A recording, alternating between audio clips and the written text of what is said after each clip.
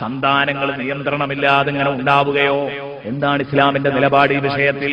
സന്താന നിയന്ത്രണം എന്ന ഒരു ഭാഗം പരിശുദ്ധ ദീനുൽ ഇസ്ലാമിലുണ്ട്.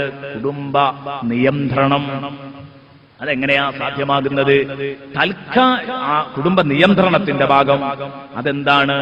ആസൂത്രണത്തിന്റെ ഭാഗത്തെക്കുറിച്ച് പണ്ഡിതന്മാർ ചർച്ച ചെയ്തിട്ടുണ്ട്. ഇത് കുട്ടികളെ കൊന്നുകളയലല്ല, ഗർഭം അലസിപ്പിക്കലല്ല, മറിച്ച് ഗർഭം ഉണ്ടാകുന്നത് തന്നെ തടയുക. ഇങ്ങനെ നിയന്ത്രണം ഏർപ്പെടുത്തുന്നത്, കാലാകാലം നിയന്ത്രണം ഏർപ്പെടുത്തുന്നത് ഹറാമാണ്, പാടില്ല. എന്ന് പറഞ്ഞാൽ പ്രസവം നിർത്തിക്കളയാൻ പാടില്ല, എന്നേക്കുമായി പ്രസവം നിർത്തിക്കളയുക. പ്രസവം നിർത്തിക്കളയണമെങ്കിൽ നേരത്തെ പറഞ്ഞ ഡിമാൻഡ് ഉണ്ട്. ഇനി നിന്റെ ഭാര്യ പ്രസവിക്കാൻ പാടില്ല എന്ന് ഡോക്ടർമാർ തറപ്പിച്ചു പറഞ്ഞു. എവിടെന്നെങ്കിലും ഒരു വാക്ക് കേൾക്കുമ്പോഴേക്ക് ചെയ്യരുത്.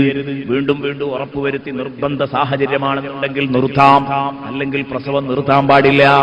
ഇനിയോ താൽക്കാലിക നിയന്ത്രണങ്ങളുണ്ട്. ഒരു 2 കൊല്ലത്തേക്ക് കുഞ്ഞു വേണ്ട, 3 കൊല്ലത്തേക്ക് കുഞ്ഞു വേണ്ട, 4 കൊല്ലത്തേക്ക് കുഞ്ഞു വേണ്ട, അങ്ങനെ തീരുമാനിക്കുന്ന ഒരു സംഭവമുണ്ട്. താൽക്കാലിക നിയന്ത്രണം. ഒരു 10 കൊല്ലത്തേക്ക് എനിക്ക് കുട്ടികൾ വേണ്ട. ഇത് ആവശ്യത്തിനാണെങ്കിൽ അനുവദനീയമാണ്, ആവശ്യത്തിനല്ലെങ്കിൽ മോശവുമാണ്. ഇത് ചെയ്യാൻ പാടില്ല. ആവശ്യത്തിനാണെങ്കിൽ പറ്റും. ആ ആവശ്യം ബഹുമാനപ്പെട്ട അബ്ദുൽ ഹമീദ് ഷർവാനി റഹ്മത്തുള്ളാഹി അലൈഹി പറഞ്ഞത് കതർബിയത്തുൽ ഔലാദ്, കുഞ്ഞുങ്ങളെ പരിപാലിച്ച് വളർത്തുക എന്നതൊരാവശ്യമാണ്.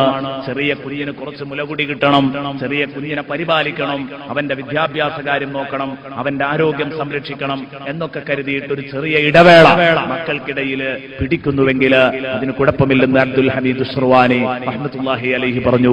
താൽക്കാലിക നിയന്ത്രണം ഏർപ്പെടുത്തിക്കൊണ്ട് അല്ലാത്ത രൂപങ്ങളൊക്കെ അപകടമാണ്.